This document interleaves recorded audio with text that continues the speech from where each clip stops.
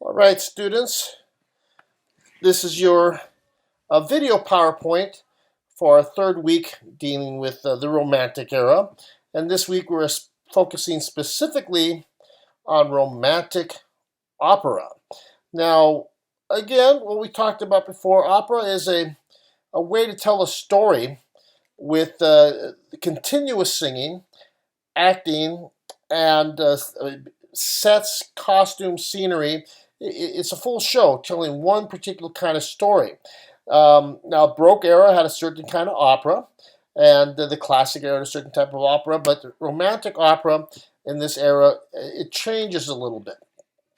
In the Romantic era, you will see operas called grand opera, where these are very dramatic, tragic stories.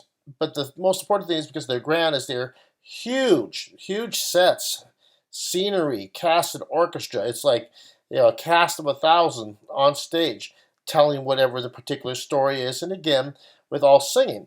I should make a note that many of these Romantic era operas are done in other languages like Italian or German. If you were to see an opera now, you would actually see English subtitles above the stage, so you could follow the story, much in the way of watching a foreign movie, and you can totally follow the story by reading the English subtitles.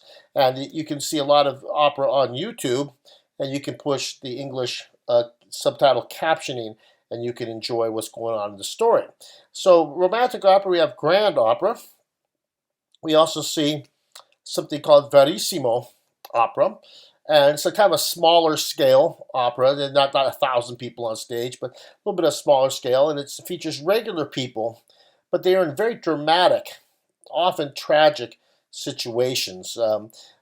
If the classic era opera, the opera of Mozart, was like a romantic comedy, regular people in amusing situations, think of the Verissimo opera as a movie that is very, very dramatic and often sad, tragic endings. So that's Verissimo opera. You will be listening to music and studying the works of these opera composers. We'll start with the German opera composer Richard Wagner. And again, because he's German, that's how his name is pronounced, Richard Wagner. And his operas are huge. And he introduced this concept of leitmotif. We got a couple of assignments that are based on this leitmotif. It's the idea that a musical theme represents a character, emotion, or concept. We see these a lot nowadays in movies and TV shows, and especially in the Star Wars movies. You know, Darth Vader has his musical theme. Uh, Luke Skywalker has his musical theme. Princess Leia has her musical theme.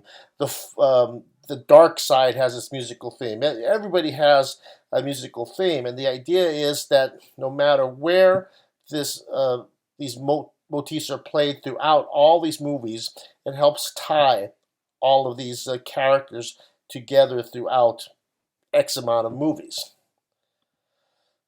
Wagner's most famous set of operas is something called the Ring Cycle. And these are operas based on Germanic Nordic myths.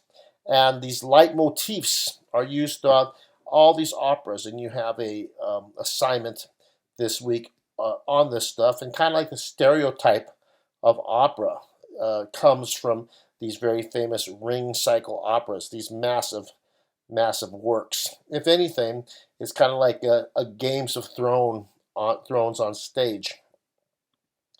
And the Wagner Ring Cycle. Well, again, we are going to study it this week. It's in your listening, and it's on your discussion. It's just this massive story told out through these four operas, and it's one story, and you'll probably notice a lot of themes and characters from various other kinds of books, movies, TV shows. Again, you know, the idea, like for instance, it has Valhalla and the god Odin, and things like that, that are kind of from old Germanic legends. So the Wagner Ring Cycle, one of the biggest set of operas ever written. You'll listen to the music of Giuseppe Verdi. He's an Italian composer, and he wrote grand operas and verissimo operas. Some of his greatest operas are Aida, Macbeth, Rigoletto, La Traviata, and your listening will have some Verdi in it. But again, these are some of the most famous operas ever written.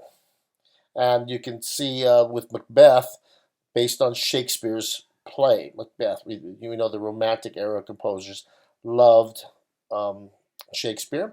And Aida takes place in ancient Egypt, so there's a lot of different things.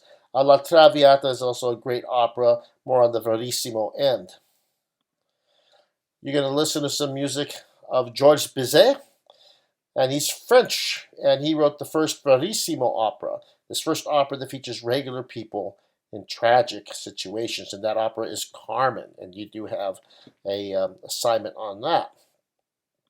And we will wrap up the week with Puccini, an Italian composer, and he's the master of verissimo opera. And these two operas, La Bohème and Madame Butterfly, have been redone many times in a much more modernized versions. But again, the reason they're modernized is because the stories are great.